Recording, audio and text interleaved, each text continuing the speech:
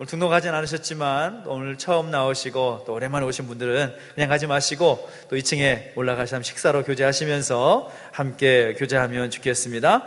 오늘 우리에게 주신 말씀을 한번 보겠습니다. 로마서 1장 16절 17절 말씀을 함께 보겠습니다. 로마서 1장 16절 17절 말씀, 우리 지난주에도 함께 봤던 말씀인데요, 한 번 더 말씀을 보겠습니다.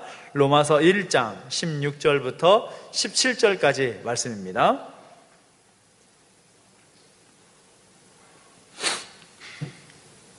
우리 같이 한 목소리로 함께 봉독하겠습니다. 시작. 내가 복음을 부끄러워하지 아니하노니 이 복음은 모든 믿는 자에게 구원을 주시는 하나님의 능력이 됨이라. 먼저는 유대인에게요 그리고 헬라인에게로다. 복음에는 하나님의 의가 나타나서 믿음으로 믿음에 이르게 하나니 기록된 바 오직 의인은 믿음으로 말미암아 살리라 함과 같으니라. 아멘. 한 번 더 기도하겠습니다. 하나님 아버지 감사합니다. 오늘 우리 가운데 말씀하여 주심으로 인해 감사를 드리고 또 하나님을 예배할 수 있도록 인도하시니 감사를 드립니다. 하나님, 우리 가운데 말씀하여 주실 때 그 말씀을 따라 결단하며 살아갈 수 있는 우리의 모습 되게 하여 주옵소서. 감사를 드리며 예수님의 이름으로 기도하옵나이다. 아멘. 할렐루야. 우리 하나님의 은혜가 여러분과 함께 하기를 예수 이름으로 축복합니다. 아멘. 그래서 우리가 로마서 말씀을 함께 나누면서 로마서에 들어있는 그 복음을 함께 나누고 있습니다. 사도 바울이 로마에 있는 성도들에게 반드시 또 신앙생활하면서 믿음 생활하면서 이해해야만 하는 그런 삶에 대해서 말씀하고 있는데, 로마서 1장부터 16장까지 전반에 걸쳐서 나오는 그 말씀을 요약하자면 이겁니다. 복음처럼 하나님의 의를 이 땅 가운데 보여줄 수 있는 것은 결코 없다라는 것이 핵심입니다. 복음처럼 하나님의 의를 이 땅 가운데 보여줄 수 있는 것은 결코 없다. 정말로 중요한 말인 것이죠. 우리는 이 놀라운 사실을 성경을 통해서 확인하게 되고 또 로마의 성도들에게 보내는 바울의 편지를 통해서 우리의 유익을 위해 또 적용할 수 있다는 것을 로마서 말씀을 함께 나누면서 우리는 배우게 됩니다.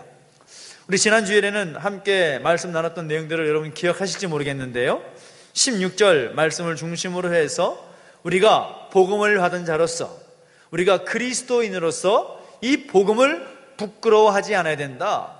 사도 바울이 내가 복음을 부끄러워하지 않는다라고 말했던 것처럼 오늘 우리도 이 복음에 대해서, 구원의 능력을 주시는 이 복음에 대해서 우리가 부끄러워하지 아니하고 더욱더 복음을 선포하며 나아가는 우리의 모습이 되어야 된다는 것을 말씀을 통해서 나눴었고, 오늘은 17절 말씀을 중심으로 해서 한 번 더 말씀을 나누고자 합니다.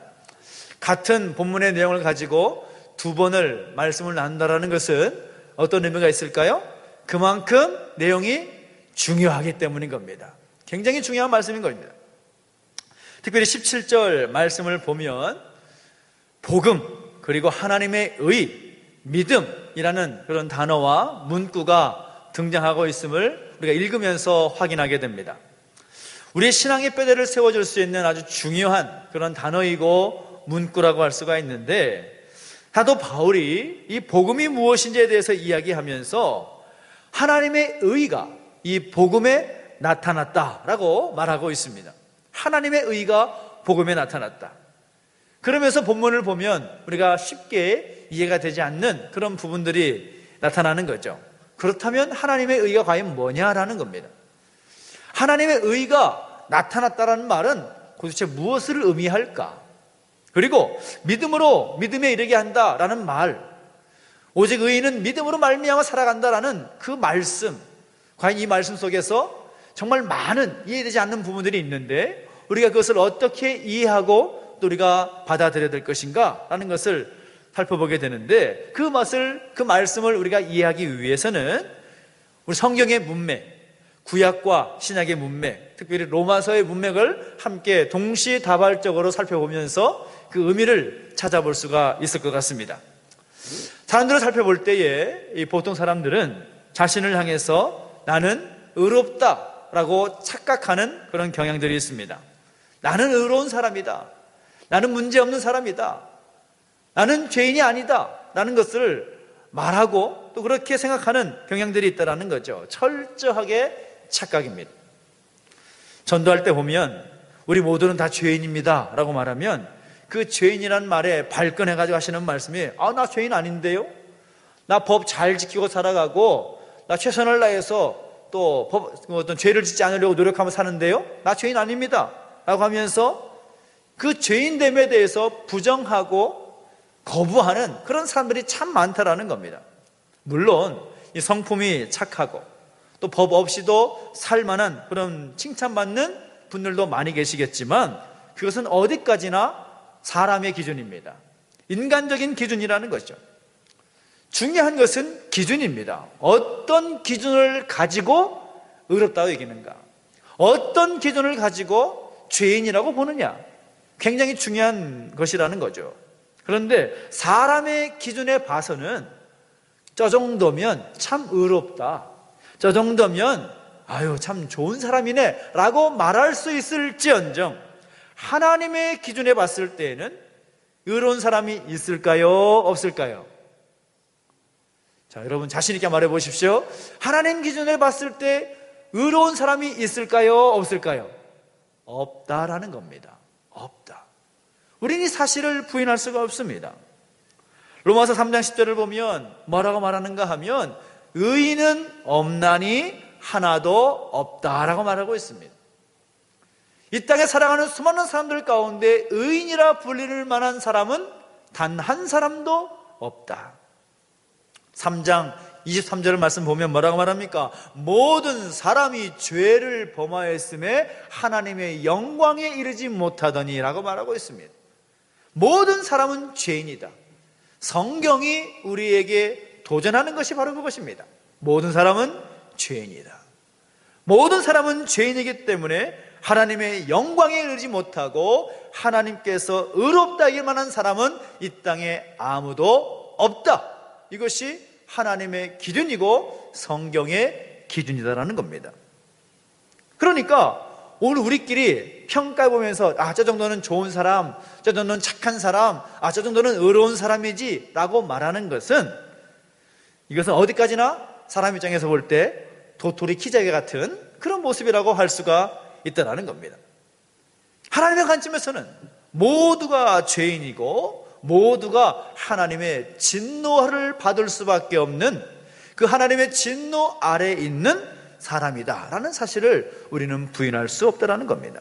그래서 오늘 본문에서 말하고 있는 하나님의 의라는 것에 대해서 관심을 가질 필요가 있고 귀를 기울일 필요가 있습니다. 왜냐하면 우리가 하나님께서 우리를 의롭다 하실 때 우리를 의롭다 하시는 그 기준은 무엇인가 하면 예수 그리스도를 믿음으로 말미암아 우리를 의롭다고 하셨습니다.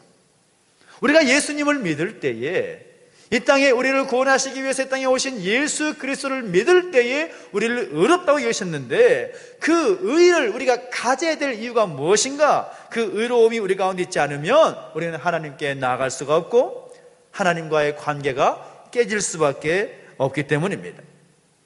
우리 가운데 매 순간 다가오는 죄의 문제, 모든 사람이 죄를 범하였음이라고 말할 때에 우리 가운데 발견되는 그런 죄성의 문제들, 이것을 우리가 해결하지 않으면 하나님께 나아갈 수가 없는 겁니다.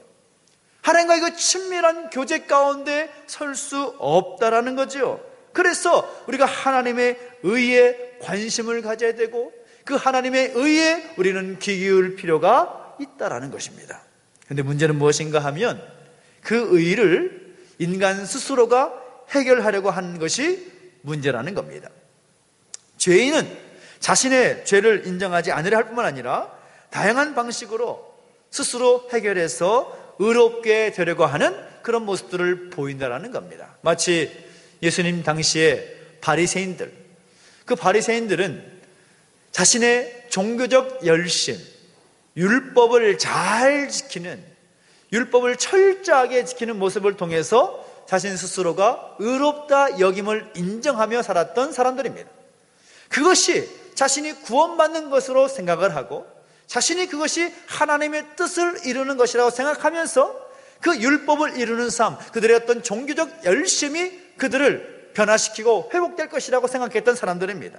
그런데 주님께서 그들을 향한 평가는 무엇입니까? 독사의 자식들아, 화 있을진저. 그들을 책망하십니다. 다른 어느 누구보다도 종교적 열심은 대단했던 사람입니다. 금식하고 기도하고 하나님께 제사하고 11조 구별하여 드리고 등등의 어떤 종교적 열심은 그들을 따라갈 사람이 없었습니다. 겉으로 볼 때에 정말 대단한 열정을 가졌던 사람들이 바로 그들의 모습이었습니다. 그런데 그런 모습이라 할지라도 하나님께서 보실 때는 그것을 의롭다고 여기지 않으셨다라는 겁니다. 아, 너희가 참 종교적 열심이 대단하구나, 너희가 그것을 볼 때 참 의롭다, 그렇게 말씀하지 않았다라는 거죠. 왜냐하면 자신 스스로의 힘으로 의롭게 되고자 했던 모습을 통해서 하나님이 제시하신 그 구원의 길, 예수 그리스도를 통한 구원의 길을 철저하게 부정했기 때문입니다. 예수님을 인정하지 않습니다. 구원자로 오신 예수님을 인정하지 않고 믿지 않습니다. 그런 유혹이, 그런 모습들이 그들에게만 있을까요? 이 시대 살아가는 수많은 사람들에게도 그런 유혹은 있을 수가 있더라는 겁니다. 내 노력으로, 내 의지로 구원받고자 하는 것들, 굉장히 합리적인 모습으로 보이기까지 합니다. 내가 뭔가를 할 때 내가 열심히 하고 내가 스스로 최선을 다해서 살아가면 굉장히 떳떳하게 느껴집니다. 그러나 내가 심각한 죄인이라는 것, 예수 그리스도의 십자가를 인정하는 것, 이것은 내가 보지도 못했고 경험하지도 못했기 때문에 나 자신을 초라하게 만들고 때로는 거북하게 느껴지기까지 합니다. 그래서 예수님께서 땅에 오셔서 나를 위해서 십자가에 달렸다는 사실을 쉽게 인정하지 못하는 거죠. 우리 가운데 그 십자가를 부정하는 것은 죄인인 인간의 속성이기 때문에 하나님의 특별한 은혜가 아니면 인정하기 어려운 것이죠. 사도 바울이 얼마나 종교적 열심히 대단했습니까? 바리새인 중에 바리새인, 율법으로는 완전한 사람, 율법의 모든 것을 정통했던 사람, 정말 행위나 모습에 있어서는 다른 어떤 사람들보다도 의롭게 여길 만한 그였지만 그도 역시 예수님을 인정하지 않았습니다. 예수 믿었던 사람들을, 수많은 사람들을 핍박했던 그 자리에 있었던 그였습니다. 그런데 그랬던 그가 예수 그리스도의 그 만남을 통해서, 그 하나님의 특별한 은혜를 통하여서 모든 것을 인정하게 되고 그것을 증거하게 되는 것이죠. 그렇기 때문에 오늘 내가 하나님과의 관계가 회복이 되고 내가 그리스도인답게 살기 위해서 하나님의 의를 우리가 받아들이기 위해서는 먼저 내 모습 가운데 발견되는 그 죄의 문제를 심각하고 정직하게 다루는 것이 먼저 되어야 됩니다. 하나님 우리에게 원하시는 것이 무엇입니까? 우리 안에 있는 그런 근원적인 죄의 문제를 다루기를 원하시고 해결하기를 원하신다라는 거죠. 근데 요즘에 많은 교회들이 죄를 죄라고 말하지 않습니다. 죄인을 죄인이라고 말하지 않습니다. 왜냐하면 사람들이 싫어한다는 것이죠. 죄라고 말할 때에 그 죄를 부정하고 당신은 죄인입니다 말하면 괜히 씨 없는다라는 거죠. 그래서 교회 가운데, 메시지 가운데, 설교 가운데, 예배 가운데 이 죄를 말하는 것이 사라져버렸습니다. 옳은 방법이 아닙니다. 죄는 죄라고 말할 수 있어야 되는 것이고 죄인은 죄인이라고 말할 수 있어야지, 이것이 성경적인 원리인 것이죠. 그것을 부정하면 안 되는 겁니다. 다시 한번 우리는 성경의 원리 가운데 돌아가야 되는 것입니다. 우리 모두는 죄인입니다. 우리 모두는 죄인이기 때문에 의롭다 이길 만한 사람은 단 한 사람도 없다는 사실을 우리는 인정할 필요가 있다는 겁니다. 우리 모두가 그렇다는 거죠. 그래서 그것을 인정할 때에 내가 죄인임을 인정할 수 있고 나는 의로운 사람이 될 수가 없는 사람이다라는 것을 인정하게 될 때 오늘 17절 말씀이 우리 가운데 들어오게 되는 것입니다. 17절 말씀 다시 한번 읽어주시겠습니까? 시작. 복음에는 하나님의 의가 나타나서 믿음으로 믿음에 이르게 하나니 기록된 바 오직 의인은 믿음으로 말미암아 살리라 함과 같으니라. 아멘. 우리의 의로는 우리의 망가진 것들을 회복시킬 수가 없고 하나님 앞에 설 수 없기 때문에 우리에게는 소망이 없습니다. 그래서 내 능력으로 하나님의 의를 얻을 수 없고 내 안에 발견되는 그런 죄성 때문에 하나님의 의롭다 하심을 얻을 수 없기 때문에 우리가 할 수 없어서 하나님께서는 우리에게 하나님의 의를 우리에게 주셨다라는 겁니다. 누구를 통해서? 예수 그리스도를 통해서. 내가 심각한 죄인이라는 것을 깨닫고 인정하는 사람이라야 하나님의 의를 받아들일 수가 있는 겁니다. 나는 예수님의 그 은혜가 아니면, 예수님의 그 은총이 아니면 내 죄의 문제를 도저히 해결할 수 없는 사람이다라는 것을 인정할 때에 우리는 하나님의 의를 받아들일 수가 있다는 거죠. 그리고 그 하나님의 의를 우리에게 주셨다라는 그 좋은 소식, 그 복된 소식이 무엇입니까? 바로 복음이라는 사실인 겁니다. 그래서 오늘 본문에 말할 때 뭐라고 말합니까? 복음에는 하나님의 의가 나타났다라고 말하는 것입니다. 복음 가운데 그 하나님의 의가 나타났다. 근데 오늘 복음은 이 하나님의 의는 어떻게 나타났습니까? 성경의 기록을 통해서 확인할 수가 있는데 오늘 17절 말씀 가운데 언급하고 있는 말씀을 주목해 볼 필요가 있습니다. 오직 의인은 믿음으로 말미암아 살리라. 신앙생활하면서 참 많이 들었을 말씀이죠. 오직 의인은 믿음으로 말미암아 살리라. 이 말씀 때문에 우리가 의롭다 여길 수 있는 것은 하나님께서 우리에게 말씀하시고 말씀이 주어서 예수 그리스도를 믿음으로 말미암아 우리를 의롭다 여기시는 은총이 주어지게 된 것인데 이 말씀이 어디에 나오는 말씀이냐? 바로 구약 성경의 하박국 2장 4절에 나오는 말씀입니다. 하박국 2장 4절 말씀. 그 옛날에 하나님께서 하박국 선지자에게 하신 말씀, 그 말씀인데 그 말씀이 나오게 된 배경이 중요한 거죠. 왜 하나님께서 이 말씀을 하박국 선지자에게 말씀하셨을까? 그 당시에 하박국 선지자를 비롯해서 하나님의 사람들은 하나님을 향한 오해를 가지고 있었습니다. 그 오해가 무엇인가 하면 첫째는 이스라엘 공동체 가운데 죄가 너무 많은 겁니다. 고개를 돌려면 어디든지 다 죄만 보이는 거죠. 그런데 하나님은 그 죄를 벌하시는 것이 아니라 그냥 가만히 계시는 것 같은 겁니다. 선지자가 바라봤을 때 하나님, 이 이스라엘 민족 공동체 가운데 이렇게 죄가 많은데, 이렇게 죄가 관영해 있는데 어떻게 가만히 계실 수가 있습니까? 라는 오해가 있었습니다. 그리고 하나님께서 선지자에게 말씀하실 때 뭐라고 말씀하는가 하면 내가 이스라엘을 바벨론을 통하여서 벌하겠다, 바벨론을 사용하셔서 이스라엘을 심판하시겠다라고 말씀하시니까 하박국 선지자가 외치는 말이 무엇입니까? 울부짖으면서 하나님, 그건 불의한 것 아닙니까? 어떻게 하나님을 알지도 못하고 하나님을 인정하지도 않는 이방 민족 이 바벨론을 사용하셔서 하나님 백성들을 심판하신다는 말입니까? 이것은 불의한 겁니다 라고 말할 때에 그 상황에서 하나님을 오해하고 있는 하박국 선지자에게 하나님께서 말씀하시는 것이 바로 이것입니다. 하박국아, 내가 내게 보여줄 것이 있다. 너는 가서 그것을 선포할 수 있도록 그것을 적으라 하고 하시면서 하시는 말씀이 오직 의인은 믿음으로 말미암아 살리라 라고 말씀하면서 이스라엘의 죄에 대한 그 하나님의 심판이 바로 하나님의 의를 드러내는 것이고, 하나님께서 아무 일도 하지 않은 것처럼 느껴지고 불의하게 여겨지는 그런 상황이라 하더라도 그 모든 것은 하나님께서 이루시는 것이기 때문에 그것을 불의하다 말하지 말라라는 겁니다. 철저하게 하나님은 관점의 말씀을 말씀하시는 거죠. 사람의 생각으로 볼 때에는, 사람의 관점을 볼 때에는 그것이 불의해 보이고 불합리해 보이고 맞지 않는 것처럼 여겨진다 하더라도 그렇게 생각하지 말라라는 것입니다. 하나님은 결국에는 심판할 것이다. 하나님의 방법에 대해서 뭐라고 말하지 말라. 그저 너희는 오직 믿음으로 말미암아 살라. 믿음만을 가지고 살라.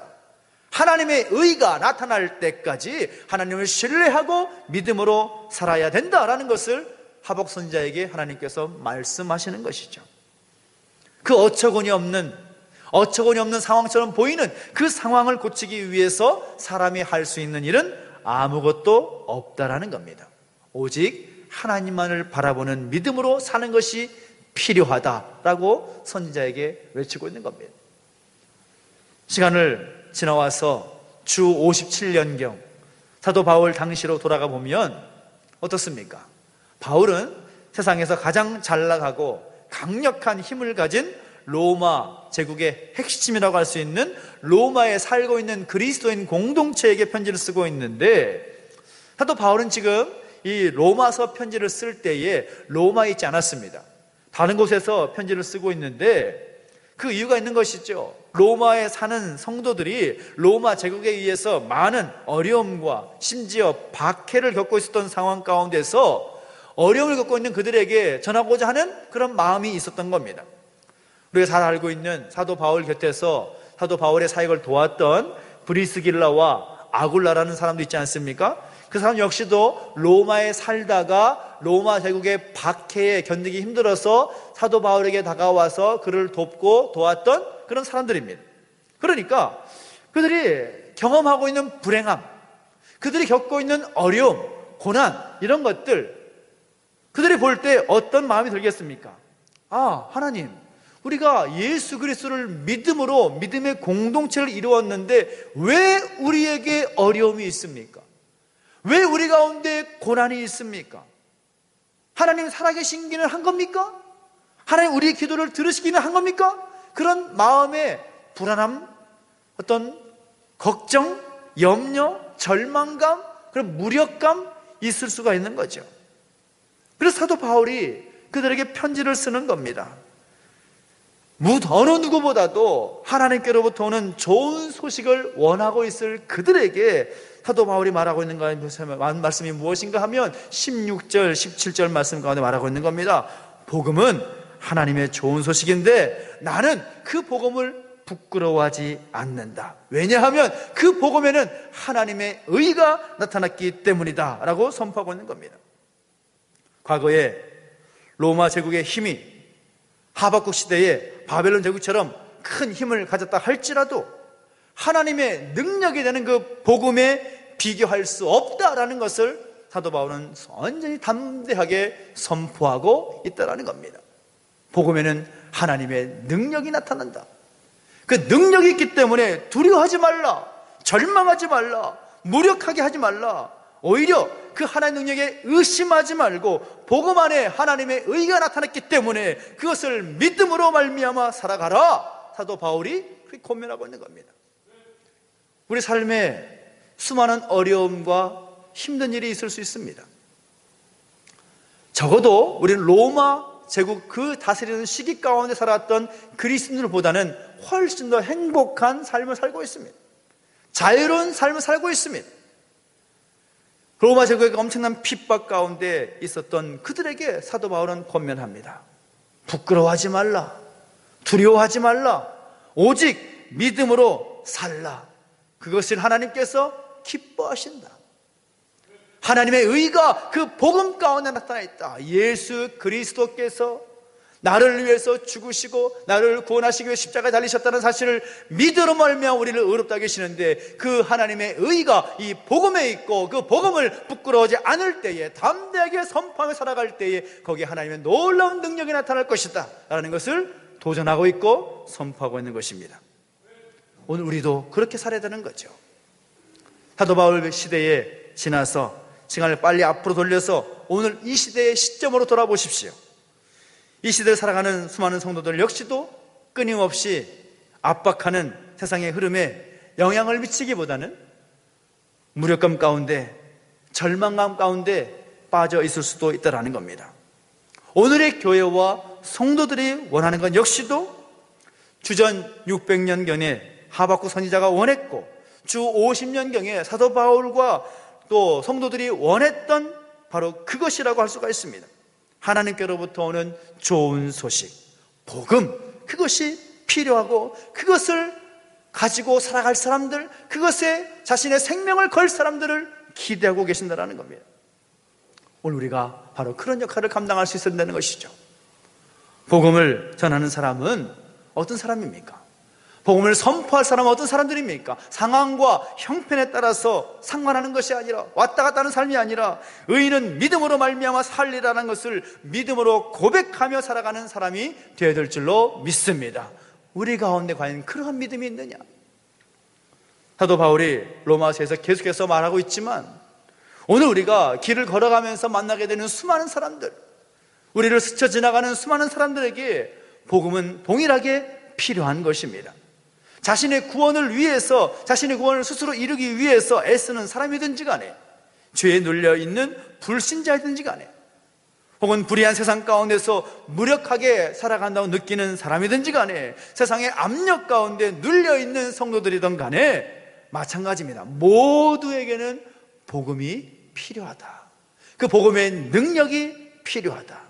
그 모든 사람들을 위해서 하나님의 의는 복음 안에 나타났고, 이제 의롭게 될 사람들은 그 믿음으로 그 영원한 생명을 발견하게 될 것이라는 것, 이것이 사도 바울이 우리에게 도전하는 것입니다. 역사의 결론은 무엇입니까? 모든 역사의 결론은 하나님께서 모든 일을 심판하실 것이다 라는 겁니다. 전국에 하나님께서 모든 것을 심판하실 것입니다. 과거 바벨론 제국이든 또 하박국 선지자든지 간에, 로마 제국이든 바울이 세운 교회든지 간에, 오늘 이 시대와 교회와 성도들 모두가 전국에는 하나님의 심판을 받게 될 것입니다. 그 심판의 기준은 무엇입니까? 다른 것이 아니라 하나님의 의를 가지고 인간의 모든 행위를 저울질하고 평가할 것입니다. 우리가 로마서를 통해서 우리가 깨닫게 되는 것은 하나님의 의로우심, 그 하나님의 의로우신 그 심판의 결과를 알기 위해서 마지막까지 기다릴 필요가 없다라는 거죠. 말씀 가운데 나와 있기 때문에.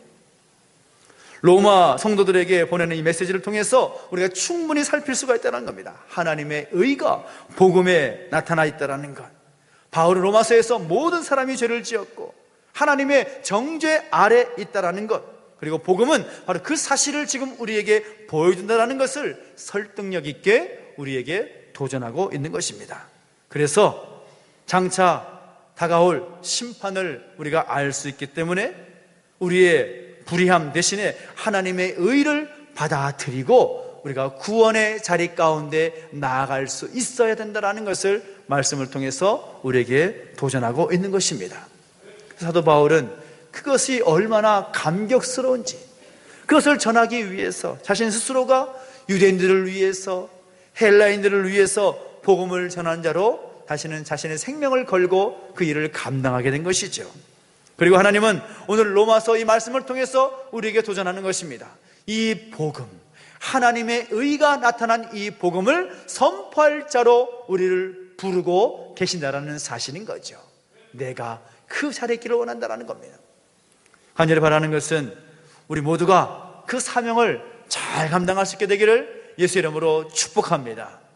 복음을 나만 갖고 끝나는 것이 아니라 하나님의 의가 나타난 이 복음을 우리 주변 모든 사람들에게 선포할 수 있고 나눌 수 있는 그 은총, 그 능력, 그 복음의 능력, 우리의 삶을 통해서 증거할 수 있는 모습들, 그것이 우리 가운데 있게 되기를 예수 이름으로 축복합니다. 지난 주간에 저는 월요일부터 목요일까지 정말 오랜만에 전도 훈련을 받고 왔습니다. 전도 훈련을 받고 왔는데 10주 과정을 4일 동안 몰아서 이제 함께 배우는 과정이다 보니까 정말 힘들었습니다. 좀 과정을 좀 더 보면 엉덩이에 불이 날 정도로 공부를 했는데, 어떤 분이 그래요. 목사님 무슨 전도를 다시 배웁니까? 무슨 목사님 전도를 훈련 받으십니까? 목사님 훈련 받지 않아도 전도 누구보다도 잘 하시잖아요. 사실 그럴 것 같아도 목회자가 전도의 현장 가운데 가기가 참 힘들기는 것을 저는 알기 때문에 제 스스로를 좀 점검하기 위해서 갔습니다. 우리가 교회에서 붕어빵 전도도 하고 또 물티슈를 가지고 전도를 하기도 하고 여러 가지 방법으로 전도를 하지만, 제 마음 가운데 있는 부담 가운데 하나는 전도는 하지만 그 전도 가운데 복음이 없다라는 것이 마음이 있었습니다. 교회 오세요, 예수 믿으면 좋아요 라고 말하고 초청은 하지만 그 복음의 본질에 대해서 얼마나 우리가 관심을 갖고 있는가에 대해서 좀 더 확인할 필요가 있겠다라는 생각이 들었기 때문입니다.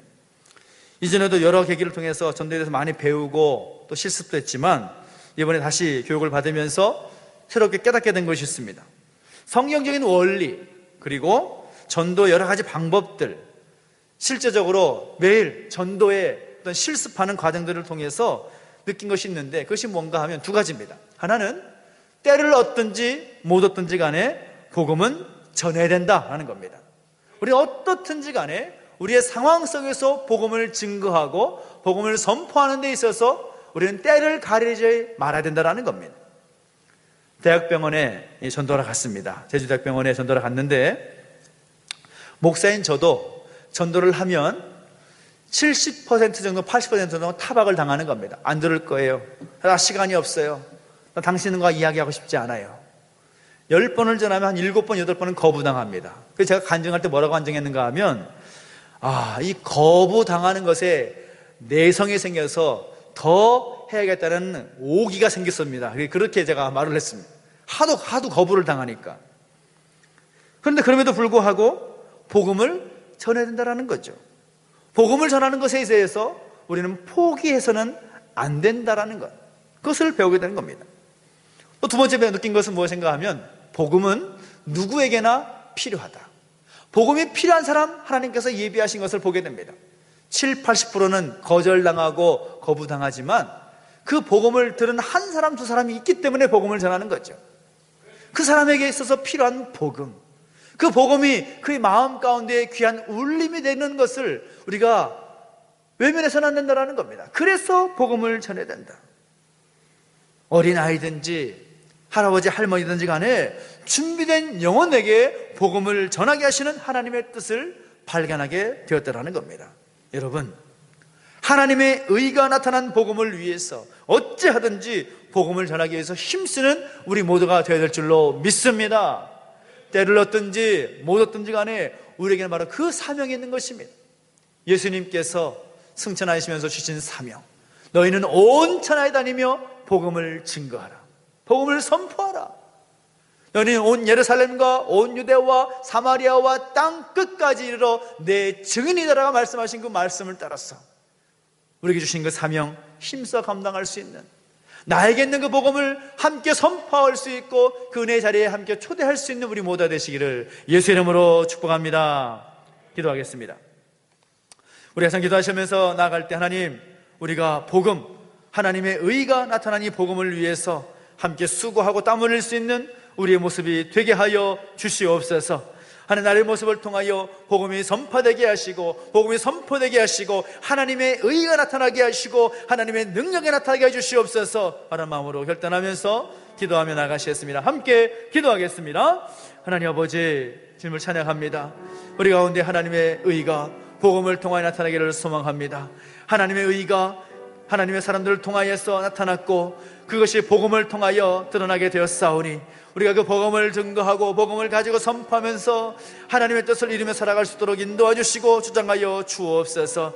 하나님 아버지, 우리의 마음과 생각을 주장하여 주시옵시고 복음을 선포하기 위해서 하나님의 의를 나타난 그 복음을 증거하기 위해서 더욱더 생명 걸고 수고할 수 있는 우리의 모습이 되게 하여 주시옵소서.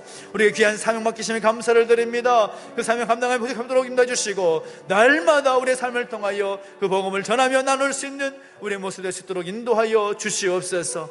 감사를 드립니다. 인도하시고 주장하시고 함께하여 주시옵소서. 그렇게 행하신 주님을 찬양합니다. 감사를 드립니다. 하나님 아버지, 우리가 어찌하든지 때를 얻든지 못 얻든지 간에 복음을 전파할 수 있는 우리의 모습이 되게 하여 주옵소서. 복음에 하나님의 의가 나타났음을 믿습니다. 그 복음을 내가 받고 증거하며 선포하며 살기에 부족함이 없도록 우리를 붙들어 주시고 인도하여 주시옵소서. 감사를 드리며 예수님의 이름으로 기도하옵나이다. 아멘.